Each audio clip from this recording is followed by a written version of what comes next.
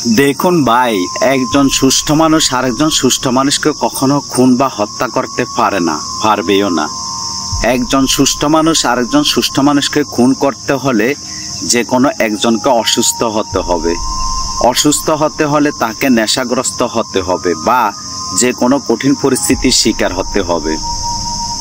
এতে করে তার ব্রেন লোপ পাবে, তখন সে যে কোনো সুস্থ মানুষকে খুন করতে পারবে।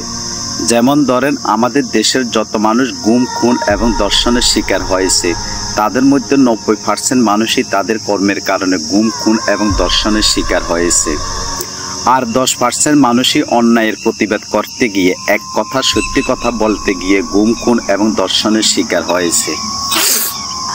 90%-এর ভিতরে বেশিরভাগ মেয়েরাই গুম, খুন এবং ধর্ষণের শিকার হচ্ছে, কারণ তাদেরকে গুম, খুন এবং ধর্ষণ করার মতো পরিস্থিতি তারা নিজেরাই তৈরি করে নিয়েছে।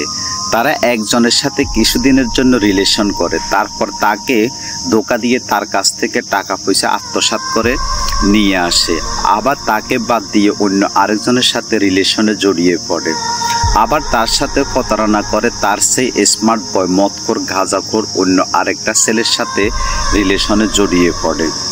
এইভাবে প্রতারণা করতে করতে তারা নিজেরাই নিজেদের পায়ে কুড়াল মারে। এই প্রতারণার কারণে তাদেরকে শেষ পর্যন্ত ধর্ষণ করে মেরে ফেলা হয়। আর আমিও এই ধর্ষণের পক্ষে একমত। আমি মনে করি এ ধরনের মেয়েরা পৃথিবীতে বেঁচে থাকার চেয়ে মরে যাওয়াই শ্রেয়, কারণ এরা একজন বেঁচে থাকলে একজনেই হাজারো পুরুষের জীবন ধ্বংস করে ফেলতে পারবে। এরা কালনাগিনী সাপিনীর চেয়েও ভয়ঙ্কর। একজন প্রতারণাময়ী ছলনাময়ী নারীকে দেখে দেখে হাজারো প্রতারণাময়ী ছলনাময়ী নারীর জন্ম নেবে বাংলার বুকে। তাই বাংলাদেশের যত যুবতী মেয়েরা ধর্ষিত হয়ে মারা গেছে তাদের জন্য আমি আফসোস করব না, বরং আল্লাহর কাছে ফরিয়াদ করে বলবো, হে আল্লাহ, তুমি এসব মেয়েদেরকে হেদায়েত দান করো, না হয় ধ্বংস করে দাও। কারণ এই ধরনের মেয়েদের কারণে হাজারো পুরুষ হার্ট স্ট্রোক করে মারা যায়।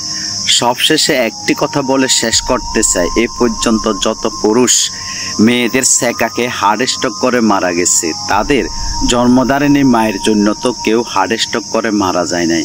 আমি এই ধরনের পুরুষদেরকে বলবো, তারা সবাই কাপুরুষ, বীর পুরুষ না।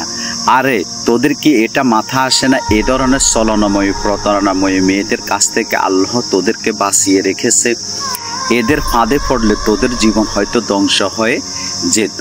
আল্লাহ হয়তো তোদের জন্য এদের চেয়ে আরো ভালো মেয়ে রেখেছে। বোকারা, নিজের জন্মধারিণী মায়ের জন্য জীবন দিতে পারিস না, অথচ একটা খারাপ মেয়ের ফাঁদে পড়ে জীবন দিয়ে দিতে পারিস। কাপুরুষের দল।